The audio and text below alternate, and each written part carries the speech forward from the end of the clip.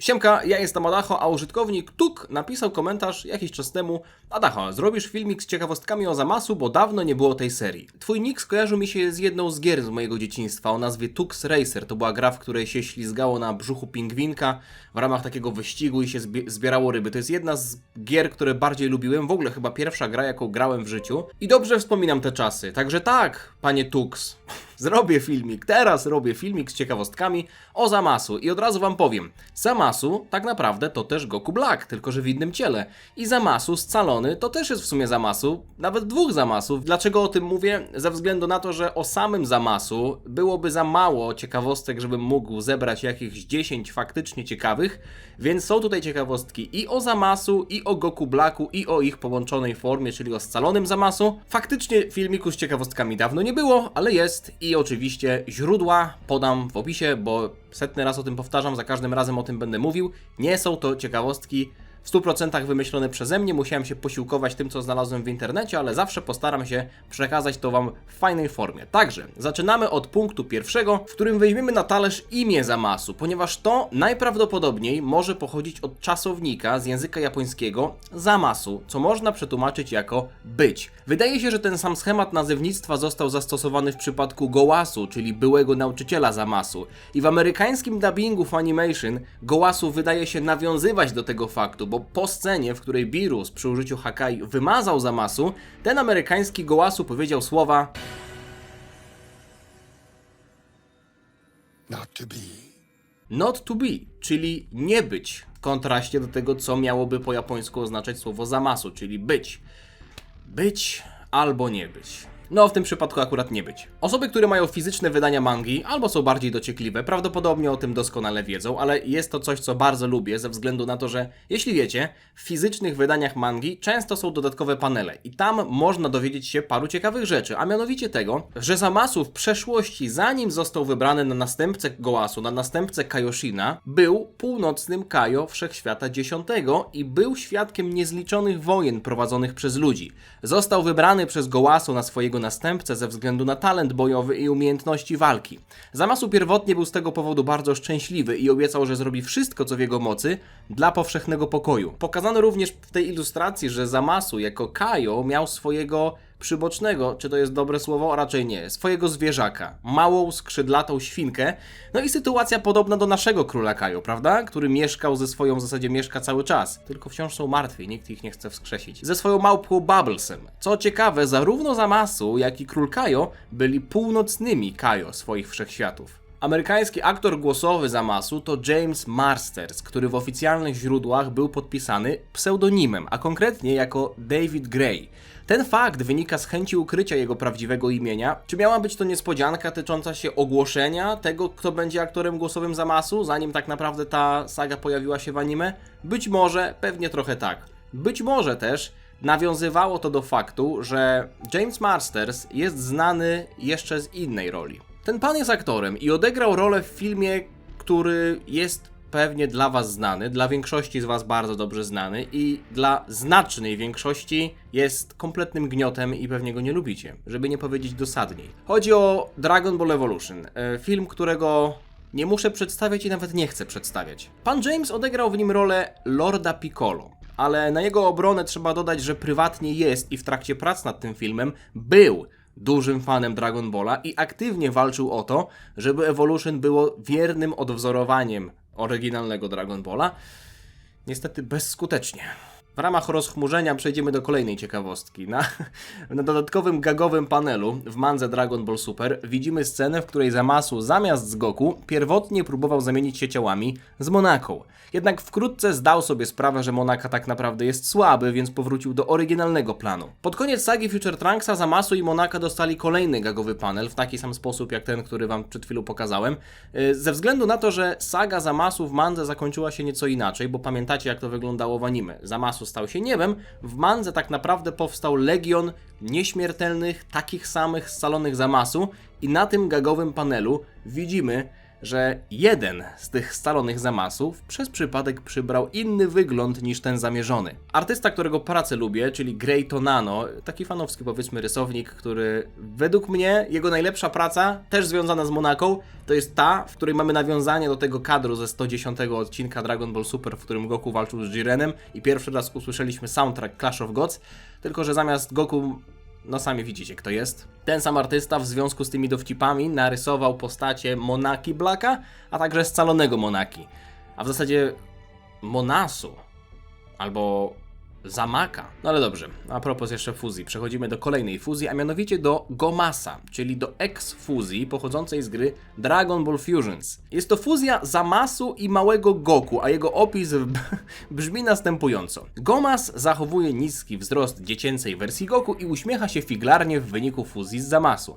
Jego sterczące włosy są nieco powiewne, podobnie jak fryzura w Ultra Instynkcie. Ponadto Gomas nosi fioletowo-pomarańczową wersję stroju Zamasu z czarnymi rękawami i jasno-niebieskim pasem. Nosi także swój Metamo Ring na lewym rękawie i te same czerwono-pomarańczowe kolczyki Potara, które nosi Zamasu. Z opisu pochodzącego z profilu Gomasa, tego, który występuje w grze, można wywnioskować i można wyciągnąć informację, że ta fuzja, którą przed chwilą wam pokazałem na ekranie, ma jednocześnie najwyższy sajański potencjał i dodatkowo niezrównaną siłę Zamasu, więc można założyć, że potencjalnie Gomas przewyższa mocą oryginalnego scalonego Zamasu. Ciekawostka w ciekawostce.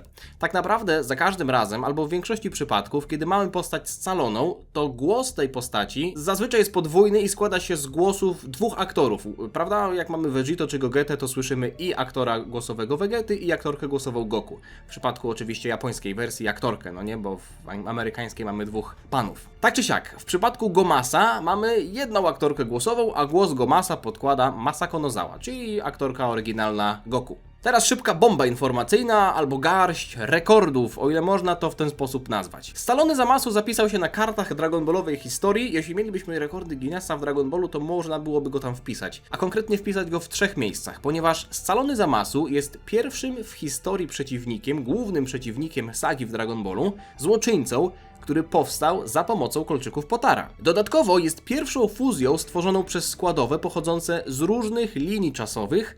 No i trzeci rekord jest pierwszą nieśmiertelną fuzją w mandze i pierwszą półśmiertelną fuzją w anime. Gdyby Zamasu żył, prawdopodobnie byłby dumny z tych rekordów. Kolejna rzecz to jest coś, co mieliśmy praktycznie przed naszymi oczami przez cały czas, ale jak się nad tym zastanowić, jest to dość ciekawe.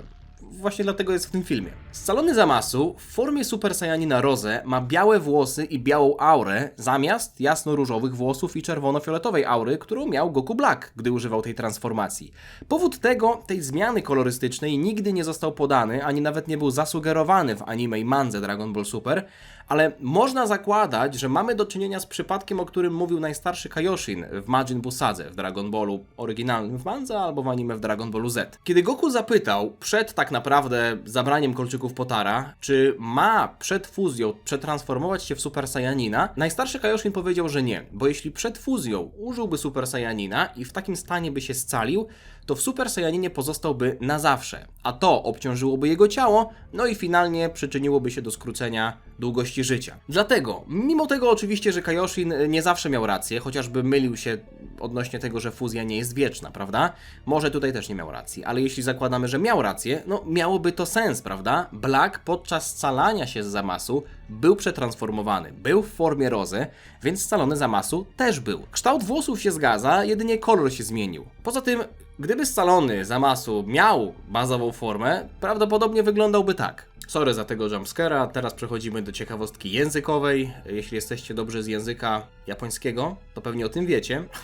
Jest tu ktoś dobry z japońskiego? Pewnie są osoby, które się uczą, prawda? Możecie dać znać w komentarzu. Możecie też dać znać w komentarzu, jaką postać w ciekawostkach chcielibyście zobaczyć jako następną. Tak czy siak, na początku historii Goku Black, zresztą tak samo jak Zamasu, mówili o sobie watashi. Jest to taki miękki japoński zaimek formalny. Po transformacji w Super Saiyanina Rose, Goku Black mówił o sobie Ore. Jest to bardziej męska i asertywna wersja. Zamasu, w zasadzie Goku Black i Zamasu, jak stali się połączonym Zamasu, mówili o sobie albo w trzeciej osobie, bardzo doceniającym siebie samego wyrażeniem Kono Zamasu, czyli ten Zamasu, albo wysoce formalnym i poetyckim zaimkiem Ware. W skrócie mówiąc, im dalej las, tym bardziej mu sudowa uderzała do głowy. Idziemy dalej. W anime Black walczył kilkukrotnie z Goku, chociażby w przypadku tego, kiedy Goku Black został wciągnięty albo pojawił się w naszej linii czasowej, potem oczywiście też w przyszłości Trunksa, także walczyli ze sobą parę razy. W mandze natomiast Goku Black i Goku